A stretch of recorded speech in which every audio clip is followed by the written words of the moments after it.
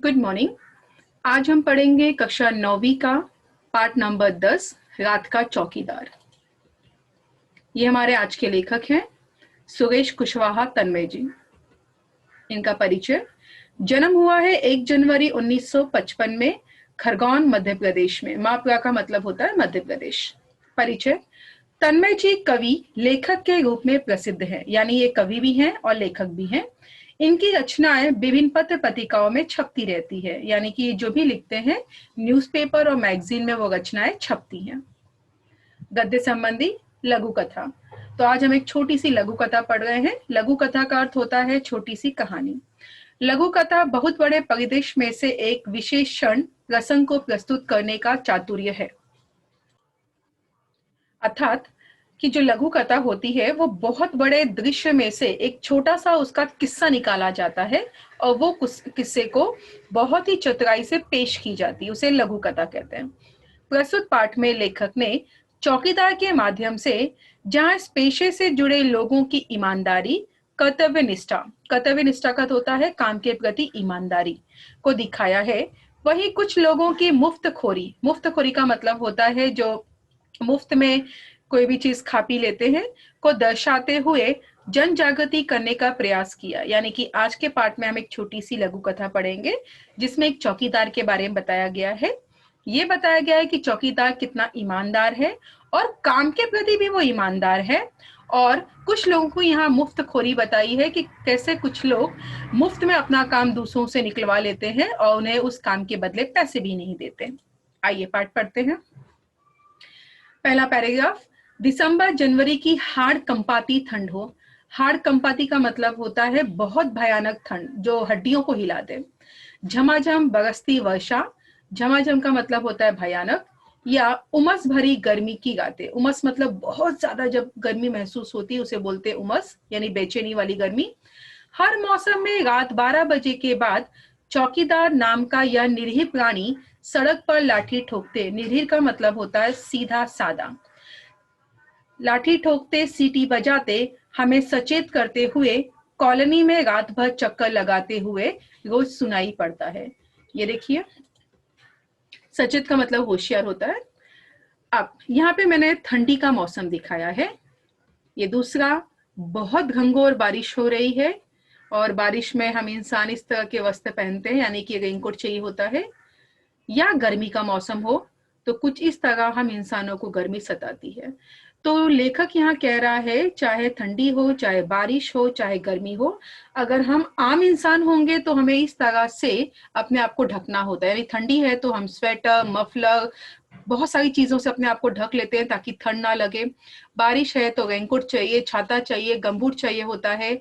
वहीं अगर गर्मी है तो हम घर से नहीं निकलते, हम घर में बैठे रहते हैं, पंखा चाहिए, एसी चाहिए। तो यहाँ लेखक कह रहा है कि जो हमारा वॉचमैन होता है यानी कि चौकीदार होता है, वो ये तीनों ही मौसम में वो कभी भी इन सब चीजों का डिमांड नहीं करता, मांग नहीं करता। वो हमेशा रात भर जागता है, लाठी लिए रहता है, उसे ठोकता रहता है ताकि लोगों को पता चले कि वो जाग रहा है, कोई चोर ना आए सोसाइटी में। सीटी बजाता हुआ भी दिखाई देगा और कॉलोनी यानी कि सोसाइटी के रात भर वो चक्कर लगाता है। तो यहाँ ये बताया गया है कि जहां आम इंसान इन तीनों मौसमों में कोई ना कोई चीजों का डिमांड करता है, वहां पर वॉचमैन जो होता है बहुत ही सीधा साधा इंसान होता है। वो इन सभी चीजों का डिमांड नहीं करता। मिल गया तो अच्छी बात, नहीं मिला तब भी वो काम चला लेता है। आइए अगला देखते हैं। हर महीने की पहली तारीख को हल्के से गेट बजाकर खड़ा हो जाता है। साहब जी पैसे। कितने पैसे? वह उससे पूछता है। यह वह कौन है? तो ये मान के चलेंगे कि चौकीदार ने आकर घंटी बजाई या हल्के से दरवाजा खटखटाया तो एक साहब दरवाजा खोलते हैं और पूछते हैं कि भाई कितने पैसे हुए? साहब जी 1 रुपया रोज के हिसाब से महीने के 30 रुपए। आपको तो मालूम है। तो माना जाता है कि चौकीदार रोज का 1 रुपया चौकीदारी करने का लेता था, यानी महीने के होते हैं उसके 30 रुपए। तो वो कहता है साहब आपको तो पता है कि महीने के 30 रुपए में लेता हूँ, 30 रुपए हो चुका है। अच्छा एक बात बताओ बहादुर। बहादुर चौकीदार का नाम है, हम मान के चलेंगे। महीने में तुम्हें कितने घरों से पैसे मिल जाते हैं? यहाँ तक कि चौकीदार को हम बहादुर करके बुलाते भी हैं। साहब जी यह पक्का नहीं, कभी 60 घर से कभी 50 घर से। तो वो कहता है कि ये पक्का नहीं, लेकिन कभी कभार मुझे 60 घर से पैसे मिल जाते हैं और कभी कभी तो 50 घर से, यानी फिक्स नहीं उसे कितने घर से पैसे मिलते हैं। तीज त्योहार पर बाकी घरों से भी कभी कुछ पैसे मिल जाते हैं। इतने में ठीक ठाक गुजारा हो जाता है हमारा। ये देखिए, जिस इंसान के पास वो दरवाजा खटखटा रहा था अपने महीने का पगार के लिए, वो इंसान पूछता है कि भाई तुम्हें कितने घरों से पैसे मिलते हैं। तो बहादुर कहता है कि ये तो पक्का नहीं है। तो ये जो दूसरी तस्वीर है ये अपने बहादुर की है। तो बहादुर कहता है ये पक्का तो नहीं है, लेकिन हाँ कभी 60 घर से और कभी 50 घर से मुझे पैसे मिल जाते हैं।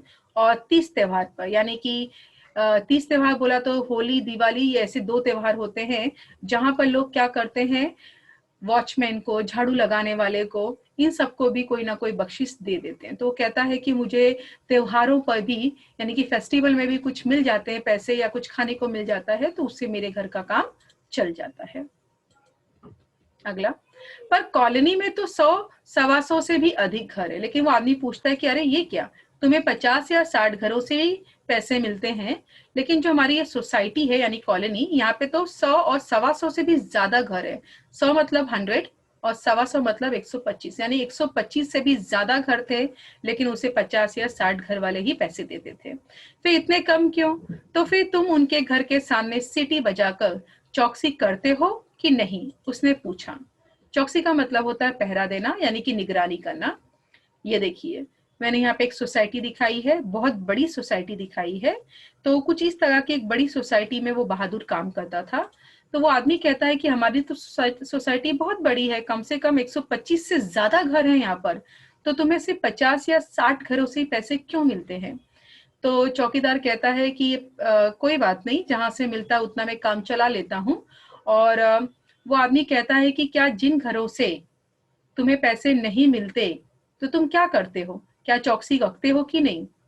तो इस तरह से यहाँ बताया गया है एक वॉचमैन के बारे में, चौकीदार के बारे में, कि इतने घरों की वो चौकसी करता है, लेकिन सब घर वाले उसे पैसे नहीं देते, फिर भी वो उन सब की बातों का बुरा नहीं मानता। अगला, हाँ साहब जी, चौकसी तो रखना मेरी जिम्मेदारी है। तो बहादुर कहता है कि अरे चौकसी रखना तो मेरी जिम्मेदारी है, यानी कि निगरानी करना तो मेरा यही ड्यूटी है, भले कोई पैसा दे या ना दे। मैं केवल पैसे के लिए ही काम नहीं करता, फिर उनकी चौकसी रखना तो और जरूरी हो जाता है। भगवान नहीं करे यदि उनके घर चोरी वोरी की घटना हो जाए। ये देखिए, बहादुर का मानना है कि जो लोग उनको पैसे नहीं देते, जो घर वाले, अगर वो उन घर की रखवाली ना करे और भगवान ना करे उस घर में अगर कोई चोरी वोरी की घटना हो जाए, यानी कि इस तरह से आप देख रहे हैं यहाँ पे घर में चोर आ रहे हैं, अगर इस तरह के चोरों की अगर मंडली आ गई तो क्या, तो पुलिस तो फिर हमसे ही पूछेगी ना। तो उसने कहा तो सबसे पहले जो पुलिस होती है ये वॉचमैन से ही पूछती है कि भाई तू क्या कर रहा था, सो रहा था कि क्या कर रहा था, कैसे चोर आ गए, वगैरह वगैरह। और वह हम पर भी झूठा आरोप लगा सकते हैं कि पैसे नहीं देते, इसीलिए चौकीदार ने ही चोरी करवा दी। तो यहाँ पे जो बहादुर है वो उत्तर देता है कि जो घर पैसा देता है उसकी तो मैं चौकसी करता ही हूँ, लेकिन जो घर वाले पैसे नहीं देते कॉलोनी के, मैं उनकी भी चौकसी करता हूँ। और इसलिए करता हूँ कि कहीं अगर भगवान ना करे चोरी वोरी की घटना ऐसे घरों में हो जाए, तो ये लोग पुलिस को मेरा ही नाम पहले बताएंगे और ये बोलेंगे कि भाई हम इन्हें पैसे नहीं देते, या ये हमसे खुन्नस खाकर बैठा हुआ था, इसीलिए इसने ही हमारे घर में चोरी करवा दी। ऐसा पहले मेरे साथ हो चुका है साहब जी। तो उसने कहा कि ऐसा मेरे साथ पहले हो चुका है, इसीलिए मैं हमेशा चौकन्ना रहता हूँ, और जिन घरों से पैसे मिलते हैं उनकी भी, और जिन घरों से पैसे नहीं मिलता मैं उनकी भी चौकसी करता हूँ।